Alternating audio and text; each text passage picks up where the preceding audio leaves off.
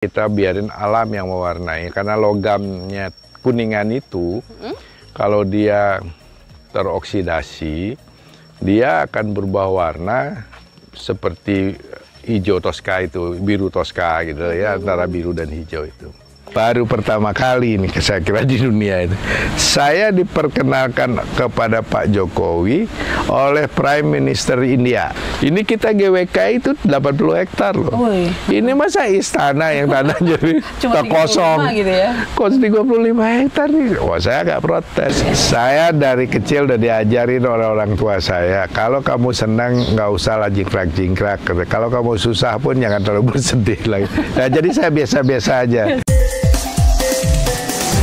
RRI IKN, program khusus Ibu Kota dengan sajian informasi aktual dan akurat. Ekonomi, pendidikan, teknologi, sosial, budaya, politik, pertahanan dan keamanan, serta hiburan. Merajut kebinekaan sebagai media negara kesatuan untuk dunia. RRI IKN disiarkan langsung dari kawasan Ibu Kota Nusantara melalui FM 98,3 MHz dengan teknologi penyiaran terkini secara multiplatform. RRI IKN, Smart Mendunia.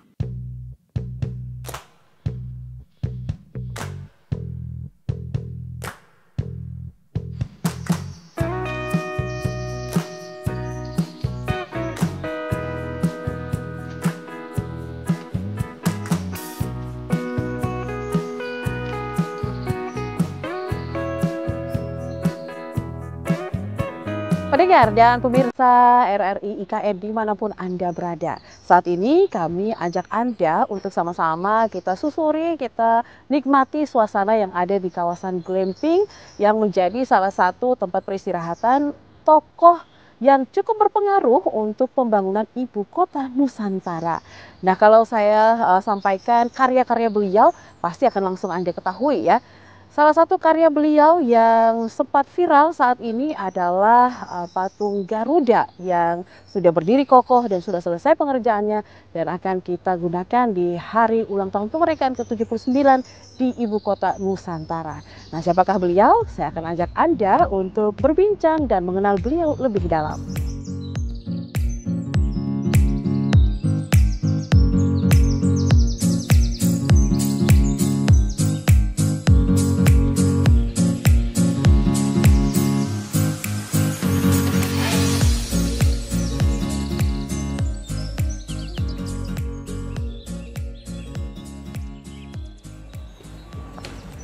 Halo, apa kabar? Apa kabar? Baik. Ini luar biasa sekali ya, kami bisa dijamu akhirnya. Walaupun udah sering kita kontek-kontekan, tapi ini pertemuan perdana kita ya Pak Nyoman ya? Iya. Luar biasa. Sehat Bapak? Sehat. Alhamdulillah, di tengah banyaknya berita-berita yang beredar ya, yang berita liar ini yang harus di counter gitu ya Pak Nyoman ya? Nggak usah lah, biarin aja. Tapi tidak dong, kita harus berdiri di sini untuk bisa mengajak semua masyarakat Indonesia bisa bangga gitu ya dengan hasil karya anak Inginnya Indonesia. Begitu. Oke, tapi mungkin sebelum kita ke sana kita mau lihat-lihat dulu nih suasana asri yang mungkin bisa mendapat inspirasi juga ya seperti Pak Nyoman ketika berada di sini untuk bisa membuahkan karya-karya yang terbaik untuk Ibu Kota Nusantara. Kita kemana dulu? Kita ke sini. Apa kemana? Kita mau ke kolam nih, boleh? Boleh ya, kita lihat. Bagusnya? Ini kita punya embung kecil diisi ikan.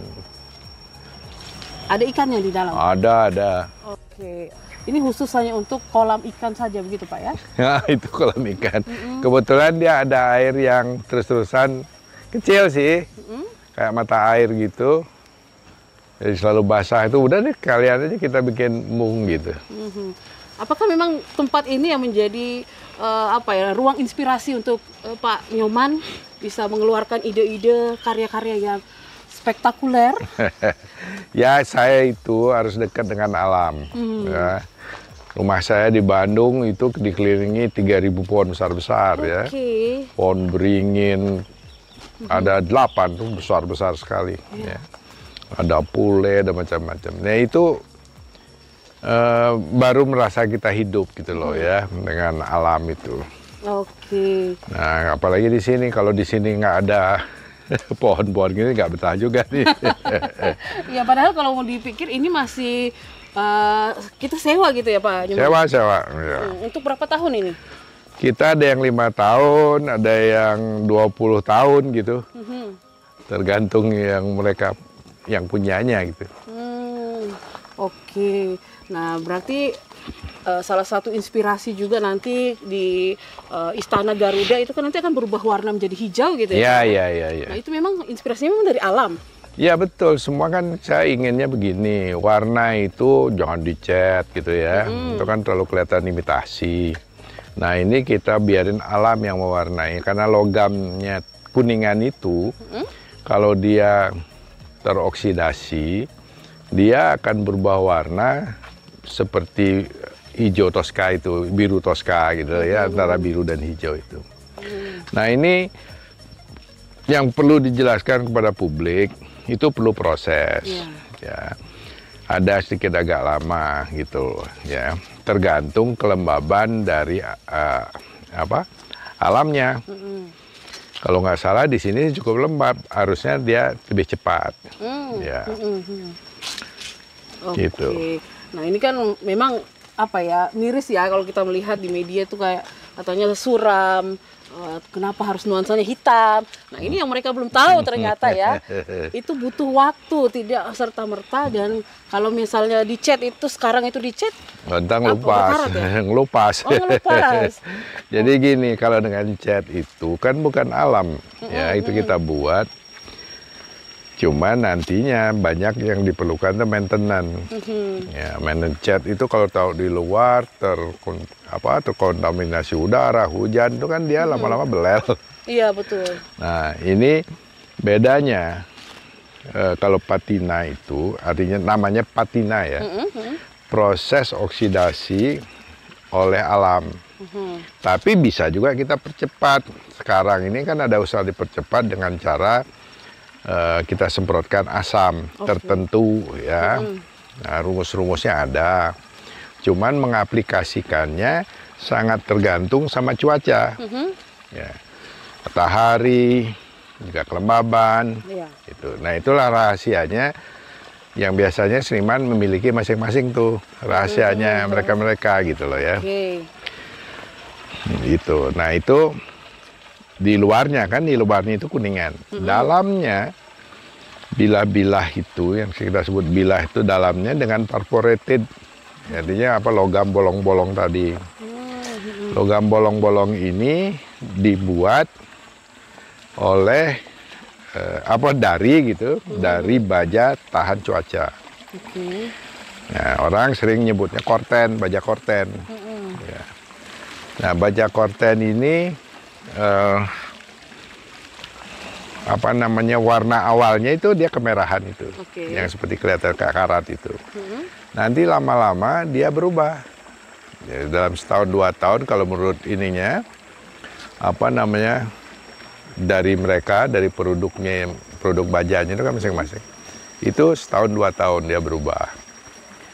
Nah nanti dia berubahnya kegelapan, lebih gelap, lebih coklat di dalamnya, tapi luarnya tambah hijau, tambah hijau toska. Jadi ada 2 logam yang berbeda. Oke, tapi kalau untuk warna hijau toskanya itu kan nanti alami gitu Pak Nyoman? Iya alami. Artinya semua alami, termasuk baja ininya. Bajanya yang di dalam perforated itu ya. Nah itu gunanya perforated itu adalah kan udara panas dari luar masuk ke dalam. Ya, ke lebih dingin, dia akan bergerak udara itu. Bergeraknya udara itu akan menjadi sepoi-sepoi akibat terfilternya oleh logam yang bolong-bolong tadi. Enggak, artinya dari awal nih nggak ada pesanan gitu ya dari Pak Presiden atau ini harus warna hijau gitu. Oh enggak ya. Itu alami aja memang. Logam itu kalau didiamkan, misalnya dari aslinya kan kayak emas tuh. Kayak emas, kuning. Itu kalau dibiarkan oleh alam, itu perlu waktu sampai 5 kata-kata bukunya nih, ya. Itu bisa perlu 15 tahun. Nah, sebelum dia akan menjadi biru atau kebiru-biruan itu atau kehijau-hijauan itu, dia belang-belang itu ada hitam gitu kan, jelek kelihatannya. Masyarakat awam kan nggak suka, kalau seniman sih suka. Nah ini perlu dipercepat sebagian gitu. Jadi setelah itu diproses sama mereka alam sendiri gitu. Itu cara tekniknya itu begitu. Oke, berarti... Contohnya GWK tuh yang udah kita lakukan tuh. Makin lama dia kan makin Tosca nanti. Oke, nah berarti memang di patung Garuda saat ini pembuktian bahwa apa ya, ada percampuran gitu ya, antara art, kemudian juga sains, teknologinya betul, juga gitu ya, Pak, ya? Makanya ini kan harus tahu teknologinya. Kita memilih material ini karena kita berpikir harus tahan cuaca supaya sedikit mungkin ada maintenance. Karena begini, istana itu akan banyak tamu-tamu VIP yang tidak bisa setiap saat kita membersihkannya. Ya izinnya kan susah sekali, mungkin itu yang harus dipahami oleh teman-teman ya. Tidak mudah mendapatkan izin untuk melakukan renovasi misalnya, atau restorasi, karena itu berarti nolak tamu yang mau datang, kan susah, kan nggak mungkin negara begitu kan. Nah, makanya juga dibuat dua, istana negara dan istana presiden. Di presiden ini kan untuk kantor kesehariannya, tapi yang formal-formal itu di VVIP di bawah itu. Taman negara kalau tamu-tamu penting terima di situ. Nah kalau tamu-tamu penting juga bisa juga diterima di atas, apalagi view-nya bagus. Presiden bisa melihatkan kotanya. Benar. Gitu. Jadi itulah kita pikir lama ya. Dan itu tadi, material-material yang low maintenance. Kita harus pakai itu. Dan juga kita berpikir green design. Makanya di dalam ruangan itu nanti, di dalam sayapnya, itu kan 30 kali berapa panjang ya. Itu kita tanami pohon-pohon kayak begini nanti. Ya, dia di ruang tunggu dia di atas tuh kayak sky deck gitu, melayang. Ya. Belum pernah ada istana seperti itu. Ini ada sky deck, nanti mudah-mudahan bisa selesai itu ya. Karena itu bukan kerjaan saya. Sky deck, jadi tamu itu akan duduk di situ. Nah, dia lihat konstruksinya juga kita buat seni, karena kita semua desain dan kita custom. Tidak ada bisa beli di vendor-vendor atau di toko-toko itu. Harus dibuat sendiri, ya. Kita sambil susuri lagi. Ya. Ini embung buatan ini, Pak ya? Ya, embungnya asli ini. Asli? Cuman kita perkuat pinggirnya nih. Oh, seperti itu. Ya. Dan ya seperti inilah keasrian yang memang kalau Pak Nyoman ini harus dekat dengan alam gitu ya. Ya, ini kan kita harus supaya betah gitu loh, ya. Kan kita harus punya kualitas hidup itu. Nggak usah harus mewah. Beda. Semua mereka pengennya kesannya mewah, gitu, pakai emas, pakai warnanya, pakai emas. Oh, saya nggak jauh dari itu. Nah, kayak gini kita dekat sekali dengan alam nih. Ini tempat saya, kalau nggak begini saya nggak bisa kerja. Benar. Berarti memang sumber inspirasi ini harus dekat dengan alam, gitu ya. Oke, ini sudah berapa lama nih Pak Nyoman di sini? Ya, selama mulai proyek itu, udah 2 tahun ya. Kalau saya bolak-balik, nah sekarang agak lama nih, 3 bulanan nih. Stay di sini dulu ya? Ya, nanti setelah Agustus pulang dulu, lihat rumah di Bandung, udah lama banget tinggal. Masih ada nggak gitu? Harusnya masih ada dong. Oke, baik pendengar dan pemirsa, ini baru satu karya ya yang kita bahas bersama dengan Pak Nyoman Nuarta dari PT Siluet Nyoman Nuarta yang memberikan sumbangsi begitu besar untuk Ibu Kota Nusantara. Nah, selepas ini kami masih akan berbincang lagi dengan karya-karya yang lain yang kemarin juga di tanggal 12 Agustus ya. Ini juga untuk salah satu hasil karya Nyoman Nuarta. Tetaplah bersama kami di RRI IKN.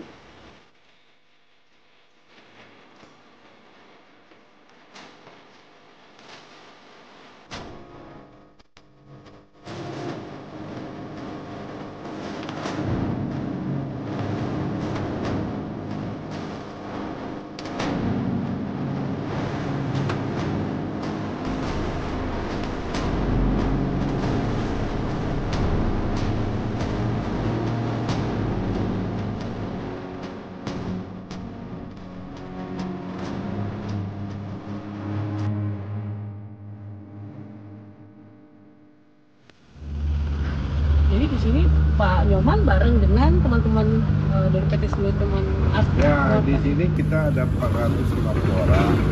Di sana ada mes, sana dormitorinya lagi di atas itu, sebagian sewa ruko dan jadi kan banyak 450 orang. Iya. Nah sekarang sudah mulai berkurang sehubungan dengan selesainya proyek. Oke, nah kita sekarang masuk ke ruang istirahat atau balai gitu ya Pak? Balai Bat Bengong. Balai Bengong. Oke. Bat Bengong di sini.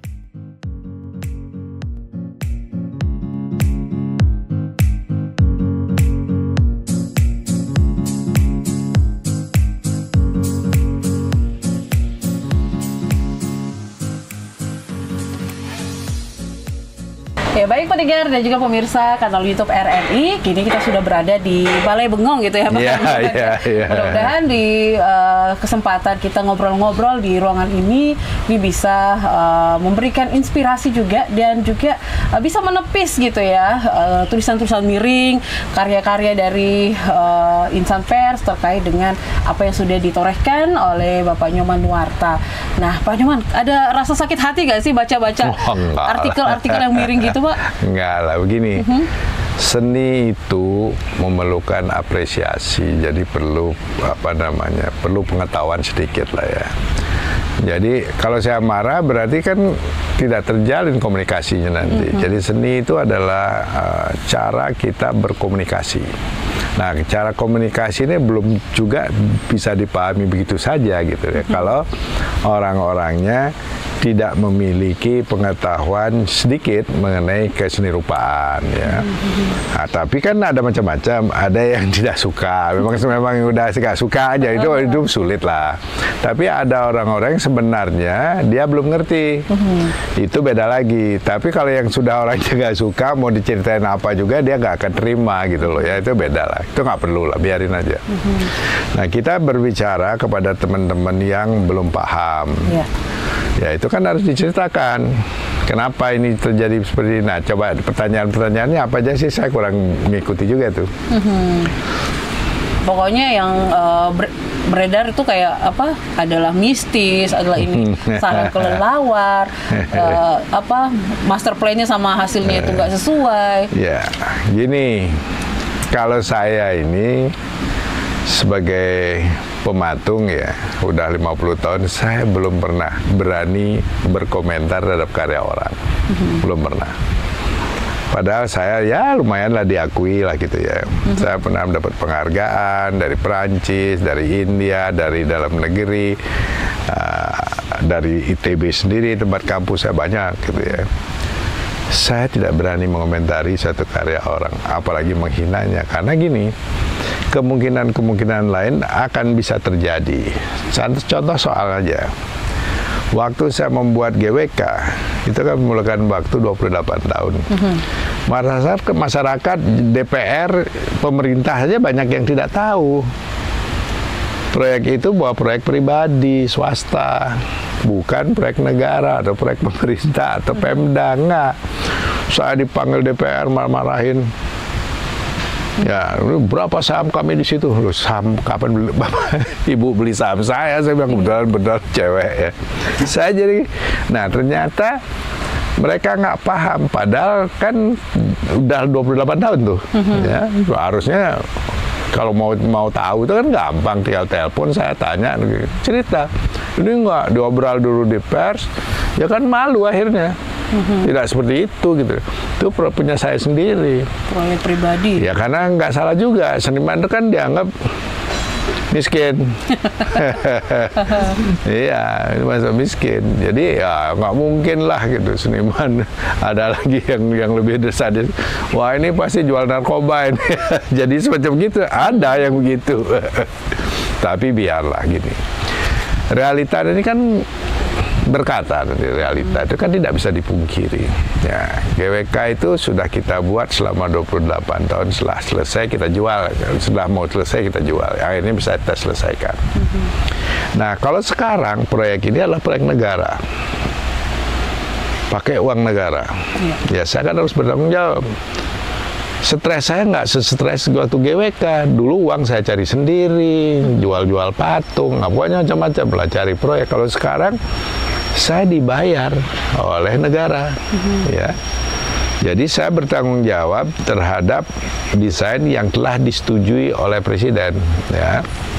Itu. Nah, saya tipe orang yang tidak gampang puas, ya. GWK apa namanya? Istana itu ada 8 desain, GWK itu ada 5. Kan kadang-kadang setelah kita tes di terowongan angin, oh di sana sini perlu diperkuat, perlu perubahan. Kalau dulu GWK itu ekornya kurang kuat, goyang, kita perubahan. Sudah gitu kita bawa ke Toronto zaman dulu oleh teman-teman ahli, dibawa ke sana. Nah, perlu perkuatan di sayap bagian barat, kena angin terpaannya banyak dari barat. Nah, ini juga sama, ya. Kita hanya ini lebih kompleks karena dia ini ruangan besar di dalam, ya. Bagaimana istana ini menjadi suatu bangunan yang aman, aman buat penghuninya, aman buat tamunya. Karena nanti apalagi tamu-tamu di sana kan VIP itu, ya, tidak seperti tamu saya gitu ya, beda. Gitu sebelum mereka datang, dulu saya punya pengalaman waktu Presiden Reagan datang ke Bali. Kebetulan saya membuat elemen estetika, chandelier yang besar-besar saya yang buat. Saya dipanggil sama ini secret service-nya mereka. Benar kamu nih buat? Oh iya betul, saya bilang. Kamu yakin nih nggak jatuh ini? Yakin ini, saya lihatin. Oke, tanda tangan. Iya. Itu Amerika yang datang duluan, belum nanti datang orang-orang kita. Ya. Jadi membangun tempat ini saya sedikit punya pengalaman gitu loh, ya. Tidak semudah yang mereka bayangkan. Tidak seperti membangun hotel, tidak seperti membangun rumah. Ya, itu. Tapi kalau berbicara soal puas tadi nih ya Pak Ahmad, ya, artinya kan Anda ingin ada yang baru lagi. Nah, kalau dengan Istana Garuda kita sekarang ini, apakah nanti harus ada perubahan inovasi yang lain gitu untuk seperti apa ini Pak? Itu kan material, teknologinya kan cukup rumit ini ya, karena baja boleh dikatakan baja tahan cuaca, itu alat treatmentnya tertentu, tapi umumnya dia justru tidak perlu ditreat. Artinya apa? Berbalik, kalau baja biasa kan perlu disemprot anti karat. Apalagi kalau ini nggak, dibiarkan aja warnanya, dia makin lama makin nyeni gitu. Ini ingat loh, nyeni itu berbeda dengan keinginan para netizen pengennya mengkilat, percaya gitu. Ya, kita jauh dari itu. Ini biarkan alam yang membentuknya, ya. Tuh. Jadi sejauh 50 tahun Pak Nyoman berkarya gitu ya, ini Istana Garuda ini yang paling prestisius kah atau? Oh iya, jelas lah. Ini gini, istana ini di benak saya ini harus fungsinya jelas, namanya istana, tempat kantor presiden dan sebagainya. Tapi perlu kita memperlihatkan bahwa kita punya identitas sendiri. Belum ada di dunia yang mau seperti ini, belum ada. Ya, silakan cari. Ya, itu silakan aja lah. Ya, tapi itu, jadi kita membangun identitas bangsa sendiri. Caranya bagaimana membangun identitas itu? Identitas baru akan ada apabila, ya ini dengar nih, apabila kita mampu mengungkap jati diri kita, originalitas kita. Kalau tidak mampu, nggak mungkin punya identitas. Pasti Anda ini sama dengan situ. Misalnya gini, hampir semua istana yang saya lihat itu kan kolom-kolomnya itu kayak gedung putih gitu ya. Oh, terus kalau di Asia banyak pakai emas gitunya, kubahnya gitu kan. Iya. Nah, Banyak ke pilar mereka. banyak ya pilar-pilar itu pilar Korintian namanya itu ya, Korintian kalau nggak Ionian gitu. Itu zaman Yunani. Bayangkan itu berapa ribu tahun yang lalu masih kita seperti itu. Iya. Kekuatan. Nah, kita apa nggak bisa membangun suatu yang asli dari kita, ya, yang asli dari kita bisa kok, ya. Jadi kita punya kekhususan gitu ya, karena orang itu setiap orang kalau mampu mengungkapkan dirinya, jati dirinya, dia pasti orisinil. Karena identitas hanya bisa terwujud apabila seniman itu atau arsitek itu bisa berkarya orisinil. Kalau dia ATM ya nggak bisa. Nggak pernah akan bisa. Disitulah kita letak kita harga diri bangsa, karena ini berhubungan dengan harga diri bangsa nih. Ya. ATM tadi amati, tiru. Ya itu kan seperti umum saya dengar sekarang itu ya. Saya juga bertry-try dijelasin sama arsitek itu apa artinya. Oh ini. Nah ini lagi ini ada lagi nih. Ada yang marah juga karena ada wartawan nyebut saya arsiteknya. Nah gini. Di kita ini kan bangga sekali dengan titel-titel itu. Kalau di luar udah nggak lihat itu. Yang di luar itu dilihat hasil kerjanya, profesinya. Di sini juga keliru. Yang nyebut arsitek ini bukan itu, mungkin yang dia maksudkan insinyur arsitek. Kalau arsitek tuh bilang ibu-ibu juga bisa kalau dia bikin dapur apa, kenapa enggak? Kenapa itu disebut arsitek juga? Karena arsitek itu kalau kita lihat di kamus itu kan asalnya dari bahasa apa? Bahasa apa tuh? Ya, dia yang berarti adalah apa ya, ahli membangun, termasuk juga kayu gitu ya, itu gitu loh. Jadi ya saya nggak mau dong disebut silakan aja, saya nggak mau disebut arsitek atau apa. Saya memang kan insinyur arsitek, saya ini pematung. Pematung gitu loh ya, silakan. Cuman patung seperti apa? Patung kan macam-macam. Dia bisa mulai fisik, bisa mempunyai nilai fisik ya. Artinya patung itu bisa dimanfaatkan dalamnya. Kan sekarang dunia berkembang. Contohnya Sahadir itu arsitek atau pematung? Kalau menurut saya pematung. Tapi berfungsi jadi gedung apa gitu loh. Ya asal bisa bayar. Itu kan mahal sih bayar gitu. Nah, ini kita di sini perbincangan kita kok sempit banget, kok membatasi diri. Kalau kami itu dari zaman baheula itu saat tahun 70-an udah punya tuh perusahaan yang sifatnya bukan arsitek, begini ya, arsitek, biro arsitek punya tahun 70-an. Karena kita melihat nggak ada bedanya mana arsitek, itulah lahir GWK. Lihat nggak, itu yang namanya kapur gunung-gunung tuh, bukit-bukit saya potong-potong itu sedemikian rupa. Itu apa namanya? Pematung atau arsitek apa? Kan bener nggak? Ya apa namanya? Coba tanya mereka, bisa nggak nyebut? Nggak bisa. Itu ada nyebut. Orang Prancis datang, wah ini bagus nih arsiteknya, padahal saya bukan arsitek. Itu tempat kita di GWK itu. Dulu itu arsitek-arsitek Prancis tuh reunian di situ. Nah apa?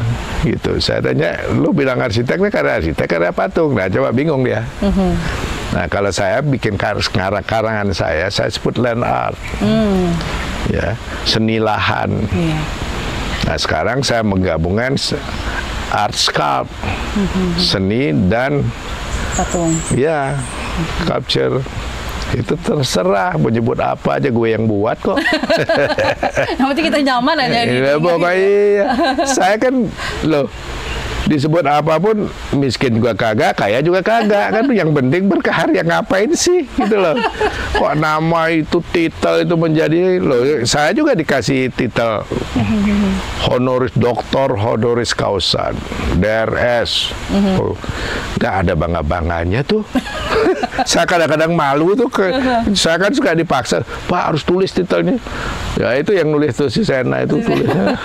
Berarti memang kita wujudkan, buktikan Karya, apapun siapapun dia asal bisa kenapa? Nah gini, orang menyangka saya ini pematung segala macam saya kerjakan, jangan salah. Dari GWK yang kerjaan punya saya perlu bantuan para ahli. Memang betul saya merencana desainnya, merancang desain termasuk saya merancang pondasi loh ya, sampai struktur itu saya bagaimana caranya itu saya yang merancang, tapi menghitungnya bukan saya. Saya nggak punya kemampuan untuk cari ahlinya, ada profesor, doktor yang terlibat macam-macam lah, ada ahli ini, ahli itu. Dan memangnya gue serba tahu apa. Tapi ini lagi nih Pak, ada yang mempertanyakan juga pemilihan dari seorang Nyoman gitu ya, apakah karena kedekatan engagement dengan presiden atau karena memang punya skill, kemampuan di situ? Gini, saya kenal sama Pak Presiden ini unik nih, baru pertama kali nih saya kira di dunia ini. Saya diperkenalkan kepada Pak Jokowi oleh Prime Minister India waktu berkunjung ke Jakarta. Saya pernah janjian sama dia di New Delhi, saya diundang ke istananya karena pemerintahnya menyerahkan penghargaan kepada saya yang namanya Padma Shri. Katanya itu adalah penghargaan sipil tertinggi untuk orang luar. Nah, saya kan nggak ngerti, saya pikir kayak di sini-sini aja ya penghargaan. Begitu mereka pada tahu saya dapatkan Padma Shri, kaki saya tuh digituin loh, kayak di wayang-wayang itu. Waduh, kaget juga kita. Begitu prestisiusnya itu ya. Nah, seperti itu. Nah, saya akhirnya janjian ketemu, pengen lihat patung saya. Saya bilang kalau yang besar tuh di Bali. Dia Pak Modi tuh nggak punya waktu karena dia harus ke Singapura. Bisa nggak cuman yang di Jakarta? Oke, dia itu ke Jakarta. Ada tuh di patung Arjuna itu. Janjian akhirnya itu, nah diatur oleh protokol. Saya sudah bilang ke protokol, saya belum kenal dengan Pak Jokowi, ya. Tolong kenalin dulu supaya nggak ini nanti kan malu nanti kan, gitu loh.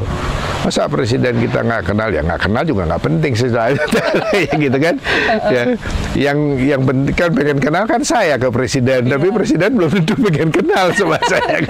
Jangan GR ya. Nah, dan sudah begitu, wah saya nggak enak hati itu. Kita Pak Jokowi bawa bugi kan, habis dari Monas, main layangan apalah acara gitu. Berdua datang Pak Presiden yang nyetirnya.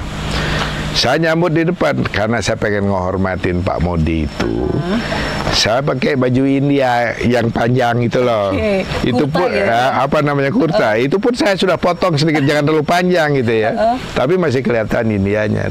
Karena panas saya pakai topi karena sendiri duduk di sana. Di depan itu tengah hari loh. Datang Pak Jokowi, mungkin Pak Jokowi ngelirik saya, ini orang India, orang apa gitu. Jadi karena saya pakai baju itu, beliau jalan aja gitu. Dia pikir mungkin ini bodyguardnya Pak Modi kali, barangkali gitu Pak Jokowi lewat aja. Nah Pak ini belakangan kan, Pak Modi ini turun, Pak Modi langsung Nyoman Wahyu dan segala macam. Wah Pak Jokowi noleh ke belakang, ini siapa? Akhirnya Pak saya Nyoman, saya kenalin. Terus Pak Modi memperkenalkan, ya ini Nyoman sedang buat patung besar di Bali segala macam, dia yang lebih tahu. Oh iya barulah ingat Pak ini. Nah, gitu ceritanya. Jadi kalau saya disuruh dasarnya kedekatan, dekat dari mana? Berarti memang lebih kepada skill. Iya, bayangkan yang memperkenalkan perdana gaya perdana menteri loh memperkenalkan kepada presiden kita. Ya itu fakta. Ya. Nah semenjak itu tiba-tiba suatu saat ada tuh urusan kebudayaan. Kurang lebih ada 20 seniman diundang oleh yang membawa itu Dirjen Kebudayaan ya. Datang ke sana, ke istana.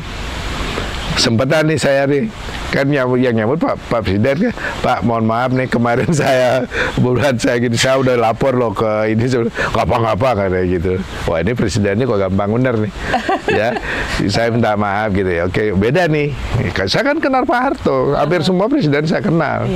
Ya kenal.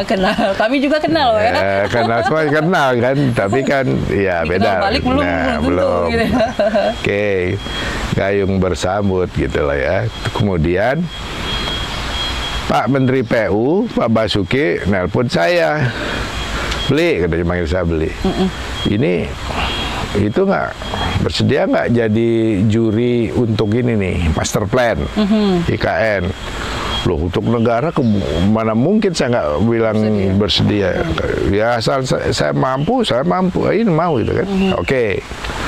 Nah, suatu saat pas kita kembali puasa tuh bulan puasa, ini cerita nih bulan puasa, saya lagi ngobrol-ngobrol di Ubud dengan raja-raja Ubud itu, ya atau mikir apalah saya ini. Tiba-tiba saya dapat telepon dari gubernur, Pak Presiden pengen ketemu katanya gitu kan. Wah dari Ubud saya ngebut itu, akhirnya ketemu, nyampe juga tuh pas jam yang dijanjikan itu ya di apa namanya di Kuta di hotel. Tapi itu waktu itu sedang puasa. Saya ke sana, terus saya tanya sama Pak Basuki, Pak ada apa? Enggak, itu Presiden setuju Nyoman jadi apa? Juri. Oh ya gitu aja. Iya gitu aja. Pak Presiden ada depan, saya kasihan nggak ganggu dia banyak kerubunin tamu ya. Saya ngerecokin lagi nggak enak. Saya bilang, Pak nggak usah Pak, kasihan Presidennya mau buka lagi, buka puasa kan. Udah itu saya pamit aja deh. Nah saya pamit nih, jalan di mall, kan mall itu. Udah itu biasalah ibu-ibu tuh beli apalah gitu ya. Nah, saya berdua sama istri saya. Tiba-tiba orang histeris pada lari, wah, panik saya bikin ada apa? Ternyata Presiden itu jalan ke mall. Wah, teriak itu kasir-kasir loh, duitnya diserakan, didiemin. Saya bilang ini hilang berarti. Nggak apa-apa, biar apa saya ngejar. Dan di situ yang saya lihat ya bagaimana antusiasmenya dengan Pak Jokowi. Nah itu saya kagum lah, ada presiden kayak begini nih. Ya saya jadi tukang toko tuh nungguin uangnya kasir itu. Terus lihat gitu. Nah mulai itu kita kan terus setelah sempat menggambar gitu, mendesain gitu. Akhirnya ini sudah selesai jadi juri itu kan kemudian COVID. Sebelum COVID ya kita diundang. Sekian lama sudah diputuskan ada pemenangnya itu, kita yang mutusin, dibawa ke istana disetujui. Beberapa bulan kemudian tiba-tiba ada surat undangan ikut serta dalam kompetisi terbatas. Nah itu ada 4 arsitek, teman saya juga, seperti Pak Yori itu ya yang saya kenal, ya ikut. Nah kemudian ada 3 lagi arsitek, 3 ya betul ya. Nah ini karya yang sudah Bapak nilai sebelumnya yang ikut ini atau lain? Ada yang ikut. Itu tapi masalah master plan beda. Kalau sekarang itu tugasnya mendesain, mendesain istana, kompleks istana. Nah ya bingung lah kita, tanahnya sempit, cuman 35 hektar berbukit-bukit. Permintaannya ada 12 bangunan, di mana naruh? Saya bilang, waduh, ini kita GWK itu 80 hektar loh. Ini masa istana yang tanahnya cuma kosong, gitu ya? Kos 35 hektar nih. Wah, saya agak protes. Tapi kita desain dulu, ya nggak pernah bisa bagus. Dempet-dempetan gitu kan. Nah, itulah yang dilihat itu. Ada desain-desain awal yang gedung malang-malang melintang itu. Kadang nggak ada tanahnya, gitu. Akhirnya saya minta 100 hektar. Nggak bisa 100 hektar, yang bisa 55 hektar, tapi lumayan, hampir 2 kalinya kan, lumayan, kita agak renggang gitu. Harusnya, terus nanya Pak Presiden, Pak, mana nih itunya, Botanical Garden kita kan harus punya, Pak tanahnya nggak ada, terus gimana? Loh kok bisa begitu? Kan bukan saya yang ininya gitu kan. Ya udahlah, kita dapat 55 hektar. Plus nantinya kalau bikin botanical garden di bukit belakang itu, yang sekarang jadi lapangan helikopter tuh ya, sampai ke sana itu. Ya tapi kan agak lucu juga, pengennya harusnya kan botanical garden di depan ya. Pikiran saya gitu. Ditaruhnya di belakang karena mungkin agak salah desain gimana gitu. Ya oke lah. Nah, desain ini waktu saya menangkan itu desain apa namanya? Master plan itu kan kita nggak lihat ukuran. Ya kan nggak sedetail itu, kita lihat desainnya aja gitu. Ternyata sempit-sempit. Nah ini terus ada perubahan, itulah jadinya istana sekarang. Saya pengen tempat lapangan upacaranya minimal itu 2-3 hektar gitu kan. Dapatnya cuma segitu seperti sekarang ini. Ya memang jauh lebih besar dari yang di Jakarta. Ya. Tapi tetap buat saya kecil gitu. Saya ngebandingin dengan diri saya, orang proyek saya aja 80 hektar, ini masa cuma gitu, bener nggak? Buat saya ini negara besar, memiliki lahan yang begitu besar. KIPP itu kalau nggak salah ada 6.000 hektar. Ya kan? Kalau dipakai 1.000 aja komplek tanah itu masih kecil itu. Buat saya gitu. Saya senang yang besar-besar.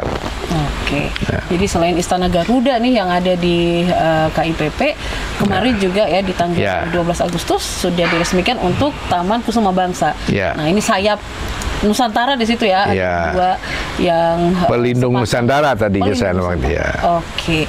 Nah, ini itu memang pesanan juga atau? Nah, itu gini. Saya itu tiba-tiba malam-malam dapat telepon dari Pak Menteri PUPR. Pak Nyoman, ini gimana nih? Ini tinggal waktu mepet begini katanya. Ya entah apa kejadian saya nggak tahu lah. Dan saya juga nggak perlu tahu. Tolong deh bikin ide apa baru. Ide baru. Ya udah sambil ngantuk-ngantuk itu saya bikin. Jelek banget lah. Saya WA itu kan, langsung dia saya Bapak Presiden, ternyata Pak Basuki itu ada di istana barangkali. Langsung pagi-pagi saya udah gerakin. Wah, waktu tinggal 2,5 bulan. Gimana aja? Ya memang saya punya kru itu 725 ya. Di sini kan sudah 400 lebih untuk istana. Jadi ditarik ini kebetulan yang tua-tua kan nggak boleh naik. Yang umur di atas 36 harus di bawah aja kerjanya, dia nggak boleh ke atas. Oh, ada itu juga. Oh, ada aturannya. HSE kan mintanya gitu. HSE itu yang umur 36 boleh, yang bawahnya. Nah itu akhirnya ada orang ya, untuk ngerjakan sayap itu ada 200 orang. Ya. Nah pekerjaan itu 2 sayap yang tingginya di 17 meter, lebar 15 meter kali 2 kan. Terus ada patung Bung Karno Hatta. Nah itu kita kerjakan dalam waktu 2,5 bulan. Kemudian pengirimannya 1 truk itu perlu 1 minggu. Aduh, saya udah, waduh jadi nggak nih ya. Oh itu juga materialnya diambil dari Bandung? Semua dibuatnya juga di Bandung. Di sini kan nggak ada ini alat dan orang-orangnya ya. Nah itu, tapi saya berpikir gini, ini harus jadi. Bagaimana caranya semua kita kerahkan daya kita, karena apa?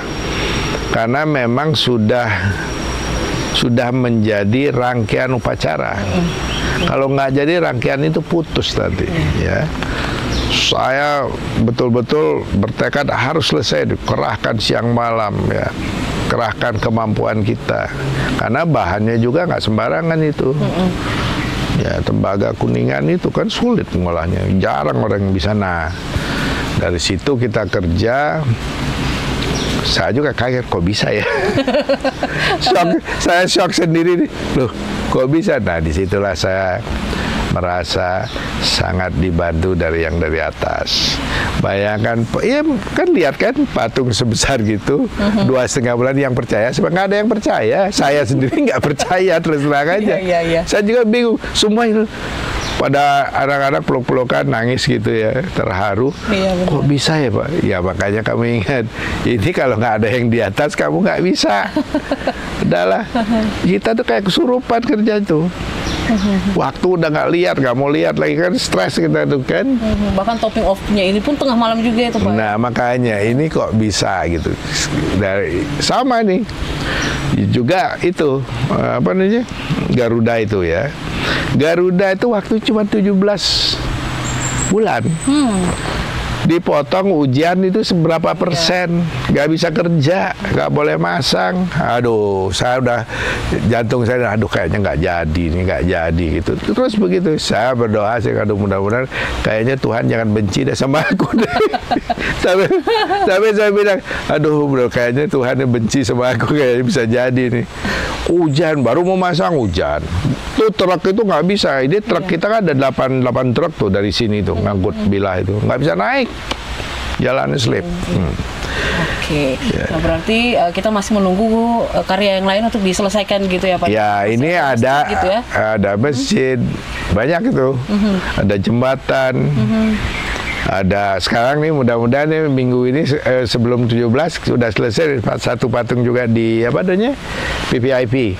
Oh, bandara. Di bandara. Ya. Nah, itu hari ini mungkin selesai itu hari ini, mudah-mudahan. Itu juga kendalanya kalau hujan melulu, mobil juga nggak bisa masuk. Lumpurnya setinggi mobil. Jadi Pak Nyoman, mungkin terakhir nih, apa pesan moralnya nih dari karya Bapak nih yang Bapak sumbangkan untuk negeri ini?